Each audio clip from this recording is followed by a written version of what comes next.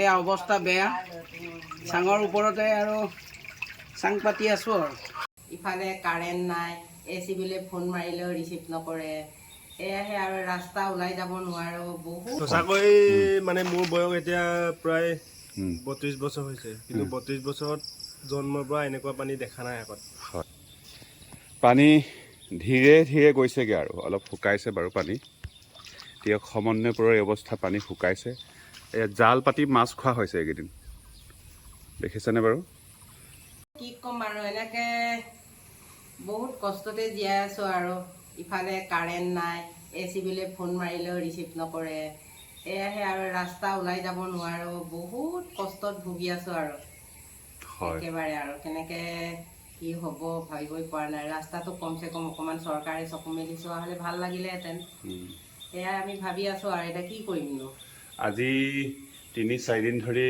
গৃহবন্দী হৈ আছে আচলতে গৃহবন্দী হৈ আছো আৰু কি কৰিবি এতিয়া ঘৰৰ পৰা ওলোৱা সোমোৱা কৰিব পৰা নাই একো মানে হেৰিয়ে আৰু নাই বজাৰ সময় বিমান পেগুৰ ঘৰৰ চোতাল অৱশ্যে পানী কমিছে আৰু চোতাল ওলাবলৈ লৈছে বিমান পেগুৰ সঁচাকৈ মানে মোৰ বয়স এতিয়া প্ৰায় 32 বছৰ হৈছে কিন্তু 32 বছৰত জন্মৰ পৰা এনেকুৱা পানী দেখা নাই আগত কিন্তু এনেকুৱা পানী চাগে প্ৰথমবাৰ দেখিছোঁ জীৱনত আজি টিয়কত থকা তোমাৰ 2 বছৰ হ'ল আৰু 2 বছৰে কোনো পানীৰ কোনো উমঘামে নাছিলে নাই এইটো বানপানী বুলি ক'ব নোৱাৰে মানে এইটো এটা প্ৰাকৃতিক দুৰ্যোগ হয় কিন্তু বানপানী যোৱা বছৰ হৈছিলে কিন্তু ইমান পানী হোৱা নাছিলে কিন্তু এইবাৰৰ পানীটো অলপ বেলেগতকৈ অলপ বেলেগ তেনেকে নগা পাহাৰৰ পৰা যি পানী আহিছে তুলি পাহাৰৰ পৰা যি পাহাৰ খহি যি ভূমিস্খলন হৈছে সেই তাৰ ফলত মানে গোটেই টিয়ক বাঢ়ি আহিছে গোটেই টিয়ক সমষ্টি বা আমগুৰি সমষ্টিৰ বা টিয়ক সমষ্টিৰ যোৰহাট ডিষ্ট্ৰিক্টলৈকে পানী বিয়পি পৰিছে এতিয়া আমি দেখিছোঁ যে আমাৰ সমন্বয়পুৰৰ যিটো মেইন পথত এতিয়াও একাঠো পানী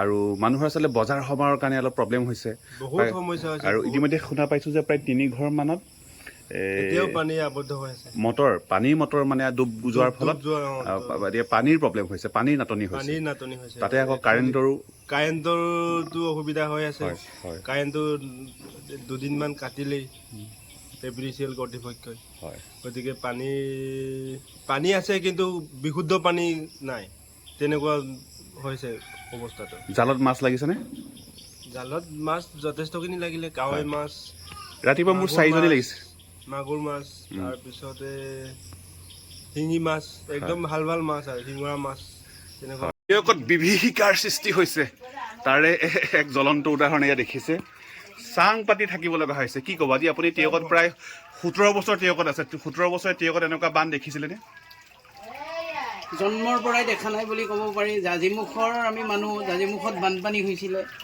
আমি জাজিমুখটো বানপানী এৰিয়া বুলি টিয়কত 10 লাখ টকা দি কথা মাতি লৈ এয়াই অৱস্থা এই টিয়কত প্ৰথম টিয়ক বুলি নহয় আপোনাৰ তিনিচুকীয়াৰ পৰা আৰম্ভ কৰি আমাৰ চন্তক এইবোৰ এৰিয়াক লৈ জীৱনত বানপানী নোহোৱা জেগাত বানপানী হৈছে এয়া অৱস্থা বেয়া চাঙৰ ওপৰতে আৰু চাং পাতি আছোঁ আৰু আমি দেখা পাইছোঁ 3-4 দিন ধৰি আপোনালোক আবদ্ধ হৈ আছে আপোনাৰ সমন্বয় পথৰ যিটো পথ মেইন পথ তাত এতিয়া একাঠো পানী এটা বজাৰ সমাৰ কিদৰে কৰিছে কাৰণ ইয়াত নাও বা ভোৰৰ ব্যৱস্থা নাই নাৱৰ ব্যৱস্থা নাই মানে সাঁতুৰিব জানো কাৰণে আৰু তিয়নি সলাই লওঁ সাঁতুৰি মেলি আৰু গৈ পেলাই আৰু দোকান পোহাৰো তাতে বানপানী বুলি দোকান পোহাৰো পাবলৈ টান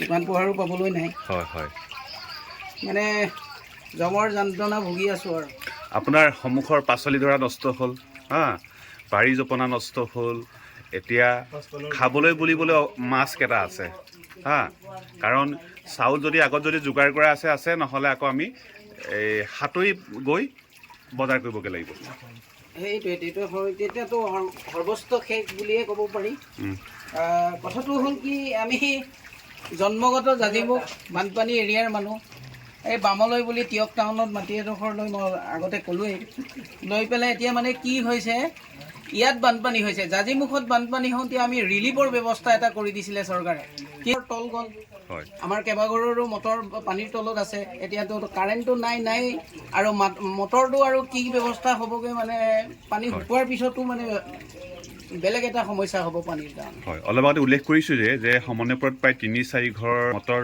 ডুব যোৱাৰ ফলত আচলতে পানীৰ নাটনিয়ে দেখা দিছে, খোৱা পানীৰ নাটনিয়ে দেখা দিছে, বাচন বৰ্তন ধোৱাৰ পৰা আদি কৰি ভাত পানী ৰন্ধালৈকে আচলতে পানীৰ অভাৱ দেখা গৈছে। ইয়াত অকল আমাৰ সমন্বয়পুৰ বুলি নহয়, গোটেই টিয়কটোত মানে প্ৰায় মানুহৰে মানে ঘৰ তল গৈছে বা মটৰ ডুবি গৈছে, কাৰেণ্ট নাই। এতিয়া পানীৰ ব্যৱস্থা এটা মানে কৰিলে ভাল হয় বুলি মই ভাবোঁ আৰু, কাৰণ পানী শুকাই গ'লেও এতিয়া এইটো মোৰ চোতালত এতিয়াও মানে এহাতো পানী, কিন্তু কেতিয়ালৈকে পানী ওলাই নাজানো। মোৰ বুলিয়ে নহয়, কেইবা জেগাতো চাগে টিয়কত এই অৱস্থা হৈ আছে আৰু মটৰবোৰ তল গৈছে। মটৰটো ভাল কৰিবলৈ হ'লে কিমান দিন লাগিবগৈ মানে ভগৱানে জানে আৰু।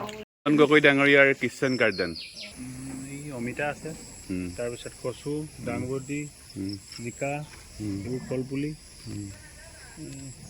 নতুন বাৰী লগাইছোঁ। হয় হয়, ঠিকে আছে। আৰু এইফালে ভেন্দি, এইকেইটা শহা পোৱালি ধুনীয়াকৈ দৌৰি আছে। শহা কাৰোবাক লাগিলে ক'ব পাৰে। যোৰা কেনেকৈ? যোৰাটো হ'ব বাৰু, মানুহজন আহি নিবলৈ আহিলে। হয় হয়, ভেন্দি ভেন্দি লাগি আছে দেই মিলন গগৈ ডাঙৰীয়াৰ বাৰীত। একদম ওখ ওখ ভেন্দি দেই, ওখ। মোতকৈ ওখ, মই ঢুকিয়ে পোৱা নাই। হয়, চব্জি বুলিবলৈ বহুতেই আছিলে, খালি কেতিয়াবা বান্দৰে আমনি কৰে আৰু। বান্দৰে কেতিয়াবা অমিতা গছ ভাঙি থৈ যায়, তেনেকৈ আৰু। নহ'লে ঠিকে আছে ন, খাবলৈ পোৱা হয়।